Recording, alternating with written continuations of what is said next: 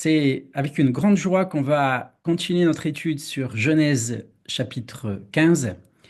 On va ce soir éclairer le lien entre cette alliance des animaux partagés ou cette alliance des morceaux, parfois on l'appelle, et la nouvelle alliance inaugurée par le Messie Yeshua.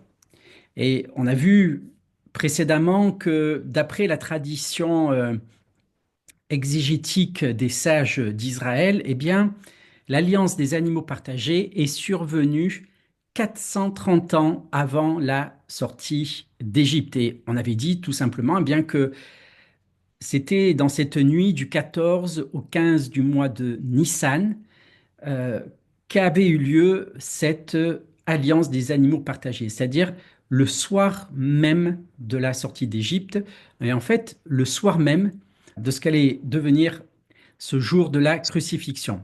Au-delà d'une simple hypothèse de conjonction de dates, nous allons voir des rapprochements véritablement scripturaires qui suggèrent une correspondance et même une complémentarité entre l'alliance des animaux partagés et la nouvelle alliance. Alors ça va être, j'espère ce soir, une étude un petit peu inédite, en tout cas passionnante.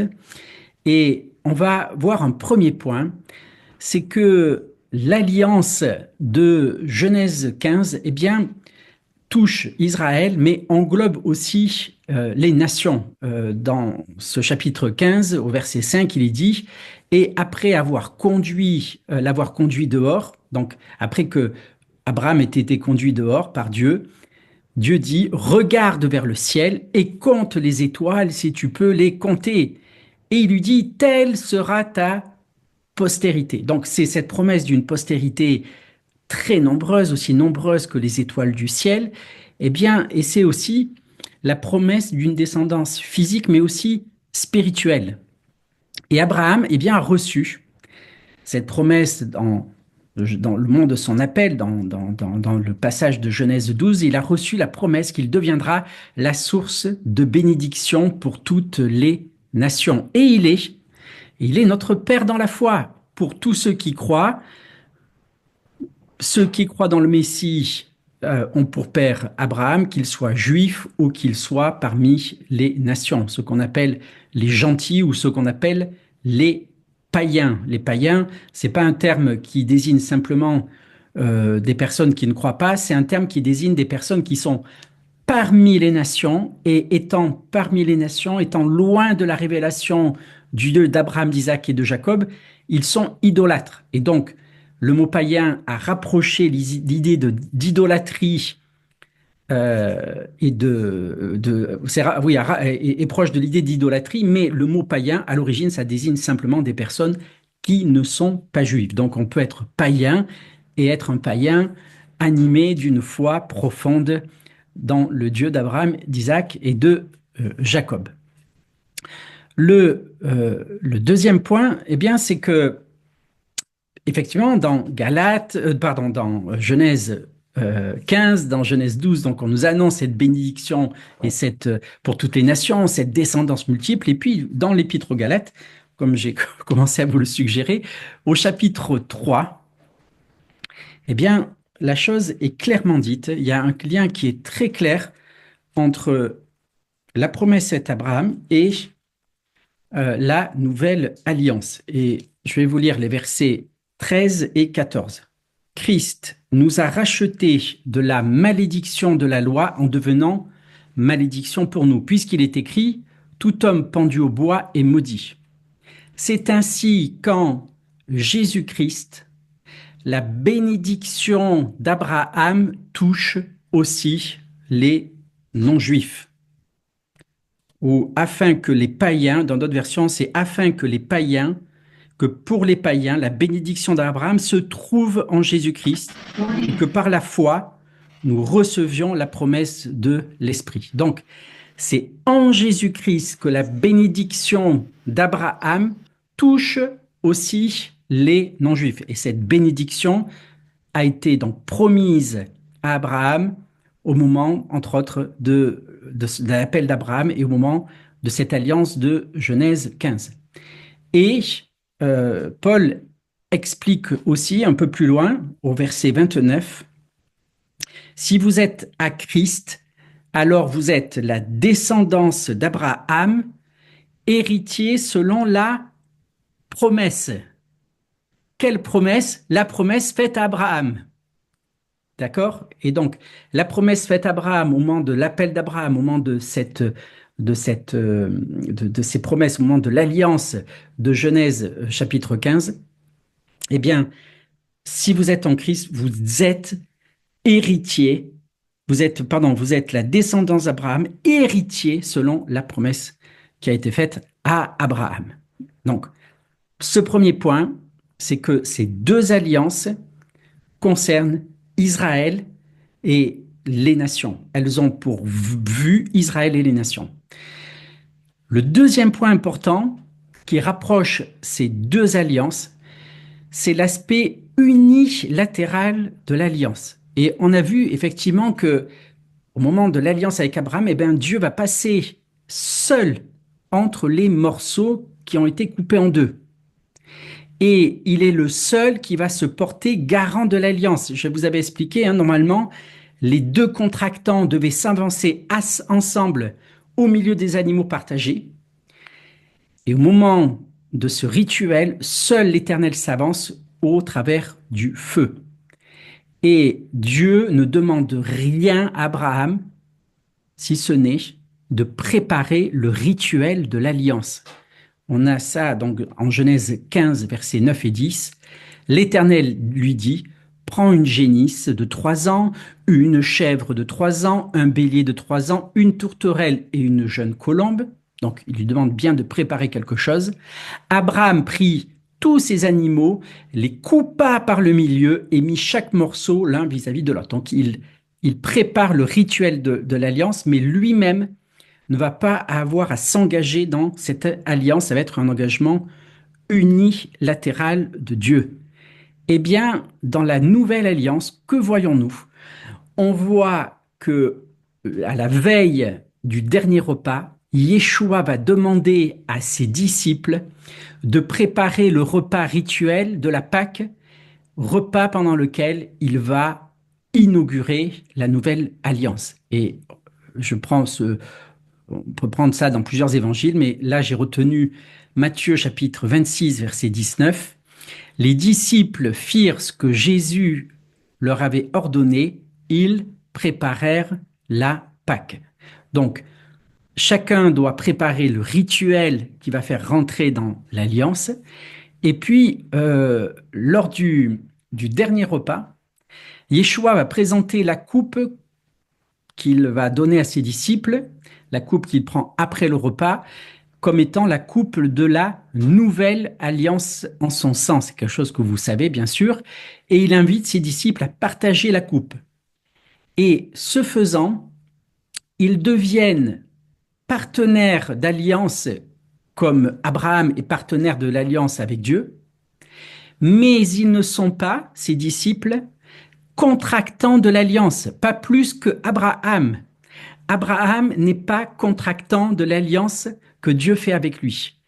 Les disciples ne sont pas contractants de l'alliance que Dieu leur propose au travers du Messie Yeshua. Quand Yeshua leur dit, après avoir rendu grâce, hein, il leur donne la coupe en disant « Buvez-en tous, car ceci est mon sang, le sang de l'alliance qui est répandu pour plusieurs pour la rémission des péchés », eh bien, il ne demande pas il ne demande pas aux disciples de confirmer quelque chose. Il dit, c'est mon sang, c'est l'alliance, c'est ainsi. Et il est le seul qui fait finalement, qui fait le geste en fait. Et il associe bien sûr, parce qu'ils sont présents, il associe les disciples à l'alliance comme partenaires, mais ils ne sont pas contractants. C'est-à-dire que si même les disciples refusaient la coupe, la nouvelle alliance serait bien inaugurée par Yeshua. Il n'y a pas besoin qu'il y ait un accord commun pour que l'alliance soit validée. Elle est validée par le Messie seul. Donc, on a cette idée que avec l'alliance des animaux partagés, Dieu s'est engagé de manière unilatérale dans l'alliance. Et on a cette idée dans la nouvelle alliance que Jésus s'est engagé lui aussi de manière unilatérale dans l'alliance.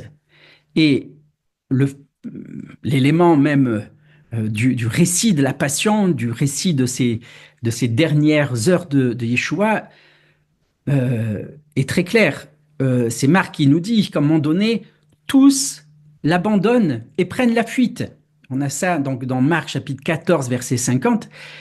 En fait, Yeshua est le seul à s'avancer en ayant en vue la croix où il va mourir, la croix où il va porter les péchés de tous et subir la condamnation des pécheurs. Et l'enseignement apostolique à ce sujet est très clair, c'est que l'homme est sauvé par la grâce seule, sans aucun mérite. Je vous cite ici Éphésiens chapitre 2, versets 8 et 9. Car c'est par la grâce que vous avez été sauvés, par le moyen de la foi. Cela ne vient pas de vous, c'est le don de Dieu, ce n'est point par les œuvres, afin que personne ne se glorifie. Donc, on a dit le premier point, une alliance qui est pour Israël et qui concerne aussi les nations. Deuxième point, les deux alliances sont des alliances unilatérales. Avec Abraham, Dieu s'engage seul. Dans la nouvelle alliance, le Messie s'engage seul. Et le troisième point, eh bien, c'est la présence du sang versé pour sceller l'alliance. Bien sûr, le sang de ces animaux qui ont été coupés en deux. Et puis, le sang du Messie dans la nouvelle alliance qui verse son propre sang pour établir la nouvelle alliance. Hein, cette coupe est la nouvelle alliance en mon sang qui est répandue pour vous. Et l'enseignement, par exemple, apostolique dans l'Épître aux Hébreux, va nous dire, va nous rappeler que sans effusion de sang, il n'y a pas de pardon. Je vous cite ici Hébreux 9, verset 22. Et presque tout, d'après la loi, est purifié avec du sang, et sans effusion de sang, il n'y a pas de pardon. Alors, jusque-là, vous pourriez me dire, mais Marc, les éléments que tu nous as donnés, on pourrait les retrouver dans d'autres alliances. Hein. L'universalité d'une alliance, l'unilatéralité de l'alliance, le sang qui scelle l'alliance, c'est vrai. Et on va maintenant rentrer dans des détails beaucoup plus pertinents et beaucoup plus spécifiques que l'on retrouve à la fois dans cette nuit où Dieu a fait alliance avec Abraham et dans la nuit où le Christ a accepté de mourir pour nous. Et on voit, eh bien, à la fois Genèse 15, verset 12, on nous dit qu'il y a un profond sommeil qui tombe sur Abraham. Abraham qui est saisi même d'une grande frayeur. Je lis Genèse 15, verset 12. Au coucher du soleil, donc dans l'obscurité, Abraham fut accablé de sommeil et aussi de frayeur dans l'obscurité profonde. Et cet accablement, cette lourdeur spirituelle, cette obscurité spirituelle, dans la nuit du 14 au 15 Nissan, alors pour Yeshua c'est un jour avant, mais dans cette nuit donc d'obscurité pour Abraham va se reproduire lors de la passion du Messie dans le jardin de Gethsémané. Et on voit Yeshua qui, Luc nous le décrit, avec une grande angoisse juste avant qu'il soit arrêté. C'est dans l'évangile de Luc, au chapitre 22, le verset 44. Et donc Jésus, Yeshua et ses disciples après le repas de la Pâque, se sont rendus dans le jardin de Gethsémané, où ils ont l'habitude d'aller, où ils ont l'habitude de prier. Et là, on nous dit, à propos de Yeshua, étant en agonie, il priait plus instamment et sa sueur devint comme des grumeaux de sang qui tombaient à terre. Donc, il est en agonie, il est saisi d'une lourdeur qui lui vient dessus. Et puis, on connaît ce dialogue, hein, Père, si c'est possible que cette coupe s'éloigne de moi. Donc, un grand moment une intensité dans l'intercession quelque chose qui a à voir avec l'agonie, la frayeur et la fatigue. C'est Abraham qui dort, mais dans les évangiles, Luc, je lis la suite de Luc 22, ce sont les disciples qui vont se trouver être accablés de fatigue. Luc 22, versets 45 et 46, après avoir prié, il se leva et vint vers les disciples qu'il trouva endormis de tristesse. Donc, eux n'ont pas résisté, ils se sont endormis en fait comme Abraham s'est endormi. Et il leur dit, pourquoi dormez-vous? Levez-vous et priez afin que vous ne tombiez pas en tentation. Donc, c'est quand même un élément très important. Je ne crois pas que ce soit de manière tout à fait anecdotique qu'on nous rapporte, que Luc rapporte que dans cette nuit d'angoisse, dans cette nuit de frayeur, dans cette nuit d'obscurité, eh bien, Abraham s'est endormi, les disciples se sont endormis. Il y a là un parallèle saisissant. Et l'Épître aux Hébreux va nous rappeler que Yeshua eh bien, priait avec des cris et des larmes avant sa mort. J'ai retenu ici un verset dans l'Épître aux Hébreux, chapitre 5, verset 7. C'est lui qui, dans les jours de sa chair, ayant présenté avec des grands cris, avec larmes, des prières et des supplications à celui qui pouvait le sauver de la mort, et ayant été exaucé à cause de sa piété. Donc, il a présenté sa prière avec des cris et avec des larmes dans cette nuit d'angoisse. L'autre point, eh bien, c'est cette obscurité. Abraham est plongé dans les ténèbres et le récit de la Passion se passe lui aussi un soir. On sait que Jean nous dit que Judas, ayant pris le morceau, se hâta de sortir. Il était nuit. Donc, c'était la nuit. C'était la nuit, la veille de la crucifixion du Messie, mais c'est aussi la nuit au moment où le Messie meurt. Luc nous dit, chapitre 23, verset 44, il était environ la 6e heure, il y eut des ténèbres sur toute la terre jusqu'à la 9e heure. Donc, l'obscurité qui vient dans ces deux alliances. Alliances qui sont faites au milieu de l'obscurité. C'est-à-dire, ce sont des alliances qui ont pour but de percer les ténèbres. Les ténèbres, l'obscurité nous est donnée, c'est des véritables ténèbres, hein, mais elles nous sont données ici presque de manière symbolique pour nous dire la nouvelle alliance est pour ouvrir, pour briser, pour amener la lumière et pour sauver tous les hommes, les sauver de l'obscurité et de l'angoisse de la mort. 6e point commun, eh bien, c'est cet élément du feu.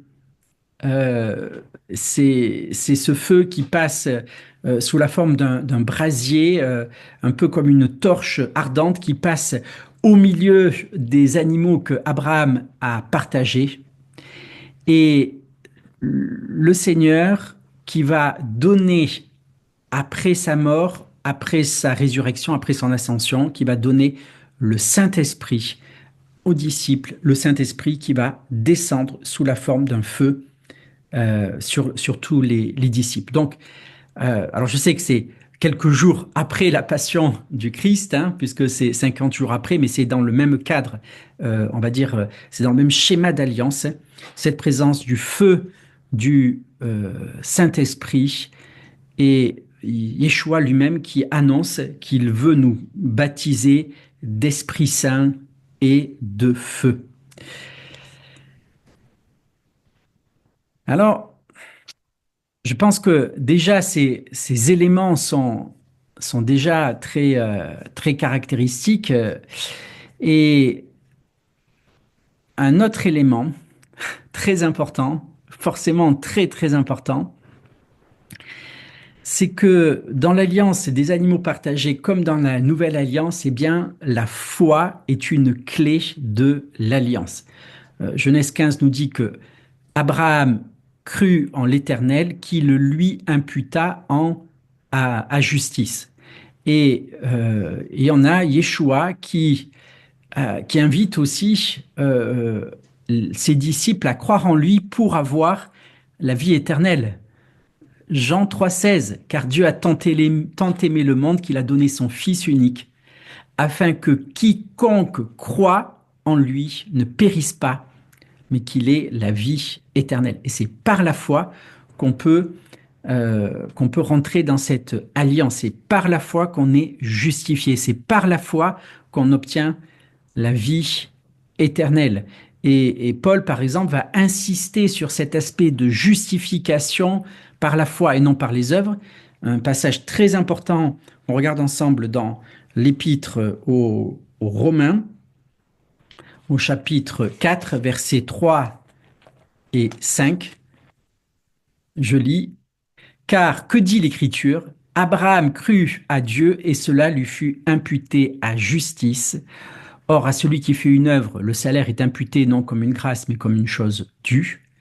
Et à celui qui ne fait point d'œuvre, mais qui croit en celui qui justifie l'impie, sa foi lui est imputée à justice. Donc, la foi nous est imputée à justice, que ce soit pour Abraham ou que ce soit dans le cadre de la nouvelle alliance et du sang rédempteur du Messie.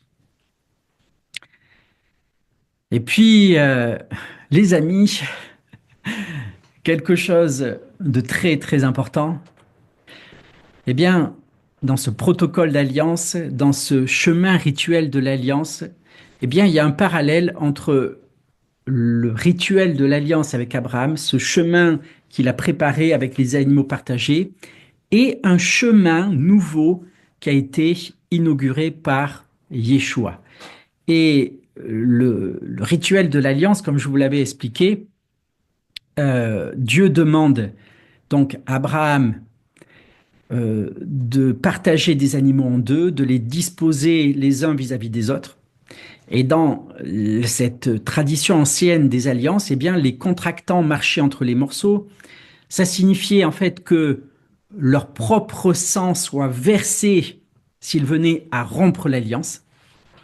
Donc de là, on l'a bien compris, la frayeur d'Abraham de s'avancer dans ce type d'alliance en ayant pour partenaire ou pour partenaire d'alliance, pour contractant, pour co-contractant l'Éternel lui-même. Et dans ce rituel, donc l'Éternel est passé au milieu du feu. Je vous répète, ça indiquait que l'alliance était reposée entièrement sur la fidélité de Dieu. Eh bien, Yeshua, lui, va inaugurer un chemin nouveau à travers son propre sacrifice. En fait, lors de la mort de Yeshua, qu'est-ce qui se passe? Le voile du temple se déchire en deux.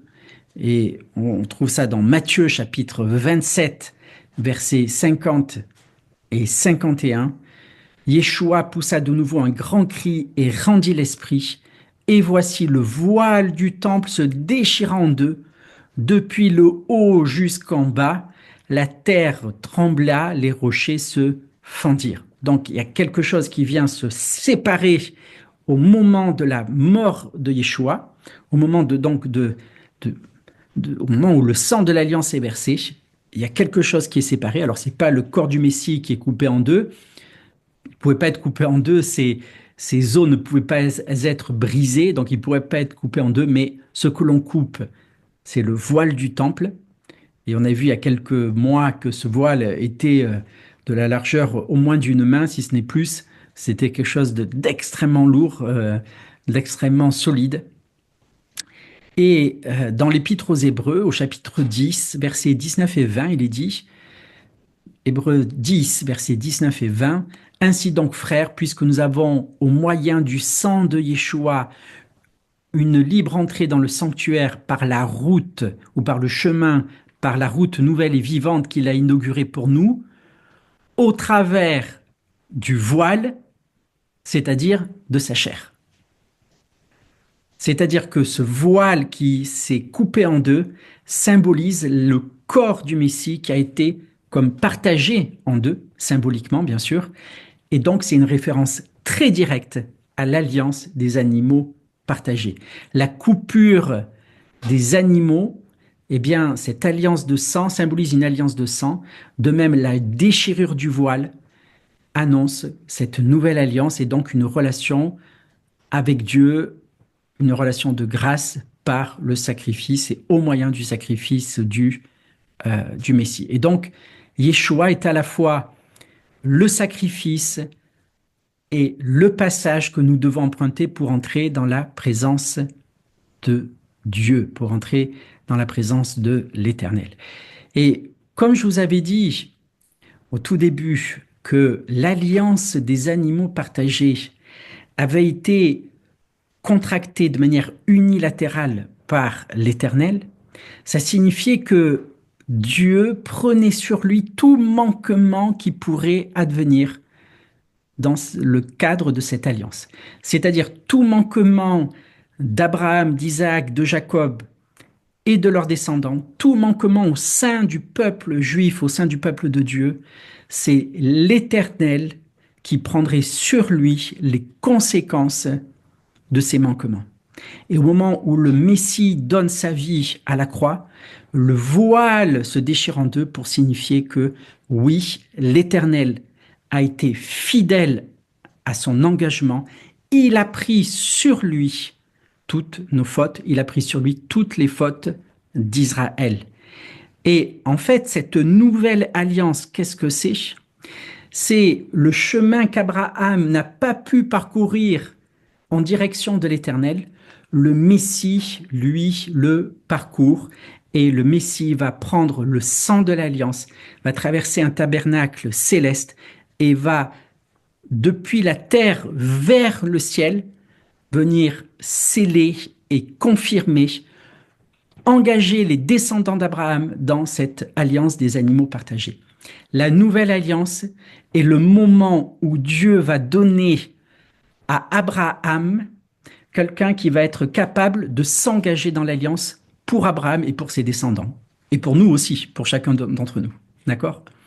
Donc, le Messie, la nouvelle alliance, quels sont les deux partenaires d'alliance, qui sont les deux contractants dans l'alliance?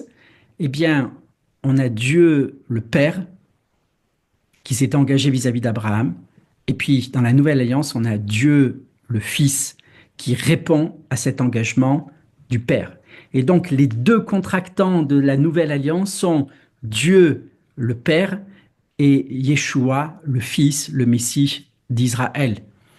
Et donc, l'alliance d'Abraham qui était unilatérale, cette alliance devient bilatérale. Et rien ne peut la briser parce que c'est clair que aucun des contractants ne pourra être défaillant dans le cadre de cette nouvelle alliance. D'accord? Nous ne sommes pas contractants, les amis. Israël n'est pas contractant de la nouvelle alliance. Il est contractant par la médiation de son Messie, par la médiation de son roi, par la médiation de Yeshua. Alors, encore un dernier point que je voudrais partager avec vous avant de conclure. C'est quelque chose de très spécial. C'est pour faire le lien avec la prédiction des 400 ans d'exil, les 400 ans de l'esclavage, les 400 ans, l'annonce de ce temps d'exil, d'esclavage et d'oppression, hein, comme on l'a vu il y a 2 semaines. Donc Dieu annonce à Abraham, c'est Genèse chapitre 15, versets 13 et 14. Je vous relis ce passage. L'Éternel dit à Abraham, sache que tes descendants seront étrangers dans un pays qui ne sera point à eux. Donc première période, l'exil. Ils y seront asservis. Deuxième période, l'asservissement. Et on les opprimera. Donc c'est cette troisième période qui a duré peu de temps, où on a mis à mort tous les mâles premiers-nés. Et donc l'ensemble durera 400 ans. Mais je jugerai la nation à laquelle ils seront asservis et ils sortiront à suite avec de grandes richesses. Donc, cette annonce prophétique, elle est faite au moment de l'alliance des animaux partagés. Et au moment de la passion, alors c'est Yeshua qui en parle plutôt après sa passion, quand de manière un peu mystérieuse, il va rencontrer les deux disciples d'Emmaüs, deux disciples qui se rendent vers le village d'Emmaüs. C'est Luc chapitre 24, versets 26 et 27. Ne fallait-il pas que le Messie souffrit ces choses et qu'il entrât dans sa gloire? Et commença par Moïse et par tous les prophètes, il leur expliqua dans toutes les Écritures ce qui le concernait. Donc, il fallait que le Messie souffre ces choses. Il fallait qu'il souffre. Il fallait qu'il soit comme exilé, qu'il soit comme réduit à l'état d'esclave, qu'il soit opprimé. Pourquoi? Parce que tout ce que traverse Israël, le Messie le vit aussi. Toutes les tribulations d'Israël sont aussi les tribulations du Messie. Et alors bien sûr, toute la gloire et la restauration d'Israël sont aussi la gloire et la restauration par le Messie. Et Yeshua annonce à ses disciples, c'est-à-dire à nous, il annonce à ses disciples qu'ils devront souffrir avant d'entrer dans la gloire. C'est-à-dire que, je vous lis ce passage de Jean, chapitre 16, verset 33. Je vous ai dit ces choses afin que vous ayez la paix en moi. Vous aurez des tribulations dans le monde, mais prenez courage, j'ai vaincu le monde. Donc on a ici un parallèle entre la souffrance d'Israël dans l'exil, dans l'asservissement, dans l'oppression, avant de rentrer dans le pays promis, et la souffrance des disciples qui ont des tribulations dans le monde, avant de rentrer dans la présence de Dieu, avant de vivre le temps des noces de l'agneau, avant de vivre la parousie, le retour du Messie, avant de vivre la gloire en fait. Il y aura des tribulations. Il y a eu des tribulations pour Israël. Il y aura des tribulations pour les disciples du Messie. C'est une annonce prophétique qui a été donnée à Abraham et c'est une annonce prophétique qui a été donnée par Yeshua. Et les apôtres, à leur tour, ont donné des enseignements sur ce sujet. Je vais vous donner quelques passages de l'enseignement de Paul et de Pierre. D'abord, Paul, dans la deuxième épître à Timothée, au chapitre 3 et au verset 12. Or, tous ceux qui veulent vivre pieusement en Jésus-Christ seront persécutés. Un autre passage dans première épître de Pierre, chapitre 4, versets 12 et 13. Bien-aimés, ne soyez pas surpris, comme d'une chose étrange qui vous arrive, de la fournaise qui est au milieu de vous pour vous éprouver. Réjouissez-vous au contraire de la part que vous avez aux souffrances de Christ, afin que vous soyez aussi dans la joie et dans l'allégresse lorsque sa gloire apparaîtra. Donc, comme pour Israël, l'annonce des souffrances est aussi une annonce de libération.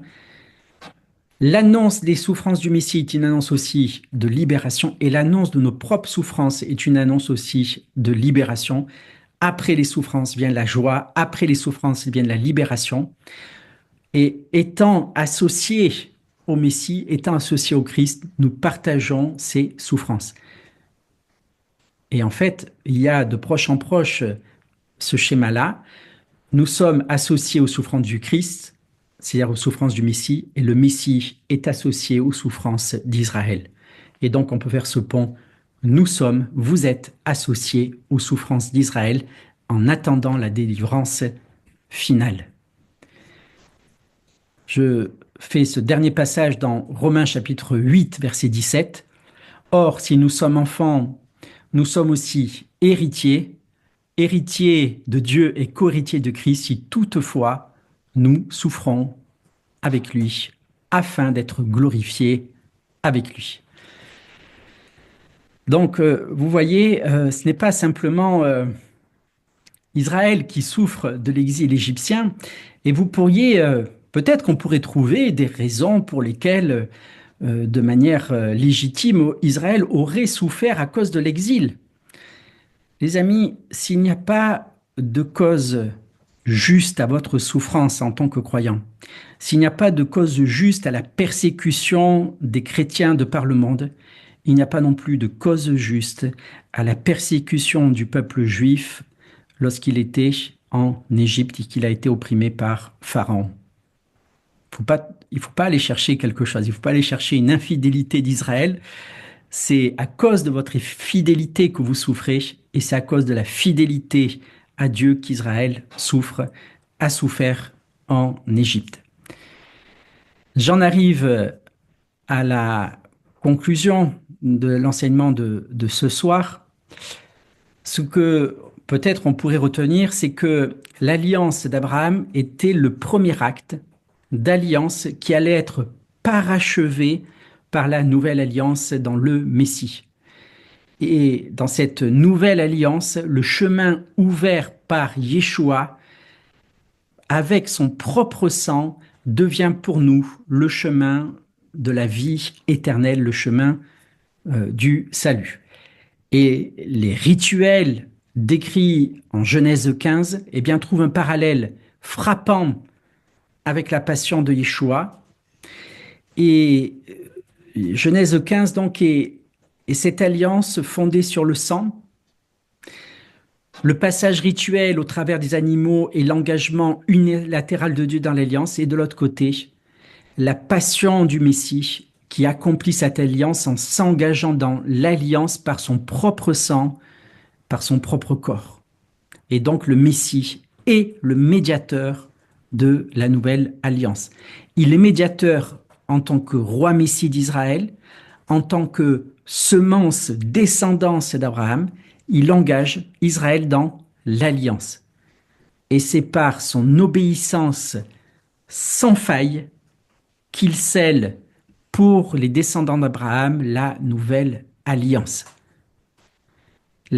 L'enseignement des apôtres eh bien, éclaire à son tour toutes ces connexions et affirme de manière très claire que Yeshua est le garant de la nouvelle alliance, alliance accessible par la foi.